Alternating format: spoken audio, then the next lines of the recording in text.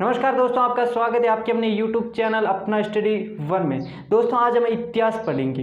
इतिहास को पढ़ने से पहले आपको इतना जरूर मालूम होना चाहिए कि ईसा पूर्व क्या होता है और ईस्वी क्या होता है, इन दोनों में अंतर क्या है। क्योंकि इतिहास पढ़ोगे तो ज़्यादातर आपको सन याद करने पड़ेंगे। तो सन को ईस्वी में दिया हुआ है और ईसा पूर्व इन दोनों में दिया हुआ है इतिहास में, क्योंकि इतिहास ईसा मसीह के जन्म से पहले भी था और ईसा मसीह के जन्म के बाद भी है। अब कैसे याद करना है तो मैं बताता हूँ ईसा पूर्व व ईस्वी में अंतर क्या है। तो ये आपका एक लाइन है, इस लाइन पर आप बीचों बीच यहाँ पर यानी तारीख क्या है आपका, एक तारीख है, जनवरी यानी पहला महीना है और वर्ष भी कौन सा है, पहला। इसी दिन किसका जन्म हुआ था, ईसा मसीह का। किसका हुआ था, ईसा मसीह का। ईसा मसीह के जन्म के बाद ही कैलेंडर स्टार्ट हुआ था। तो वर्तमान में कौन सा कैलेंडर चलता है, तो वर्तमान में आपका ग्रेगोरियन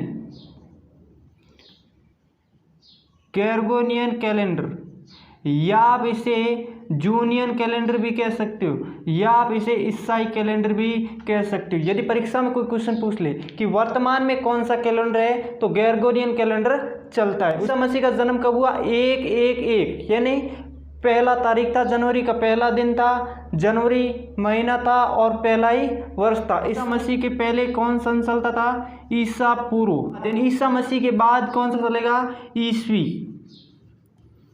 ईसा मसीह से पहले ईसा पूर्व, ईसा मसीह के बाद में ईस्वी।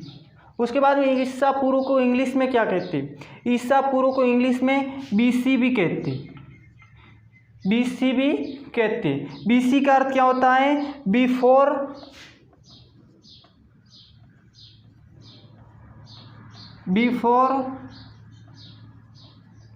क्राइस्ट। बिफोर क्राइस्ट का अर्थ क्या होता है, ये ईसा मसीह के जन्म से पहले का टाइम। ईसा मसीह के जन्म के पहले का टाइम। ईसा मसीह का जन्म कब हुआ था, आज से 2021 यानी 2021 वर्ष पहले हुआ था। किसका जन्म हुआ था, ईसा मसीह का। इसी ईसा मसीह के जन्म के दिन ही क्या हुआ था, हमारा कैलेंडर स्टार्ट हुआ था, जिसका नाम क्या है, ग्रेगोरियन कैलेंडर या ईसाई कैलेंडर या जूनियन कैलेंडर। अब ईसा पूर्व को इंग्लिश में क्या कहते हैं, बीसी। बीसी का अर्थ होता है बिफोर क्राइस्ट। इन्हें बिफोर का अर्थ होता है से पहले, क्राइस्ट यानी ईसा मसीह, ईसा मसीह से पहले का टाइम। और ईस्वी को इंग्लिश में कहते हैं एडी।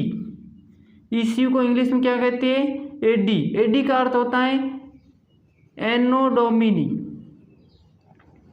एनो डोमिनी यानी ईसा मसीह के जन्म के बाद का समय, यानी ईसा मसीह का जन्म के बाद का समय।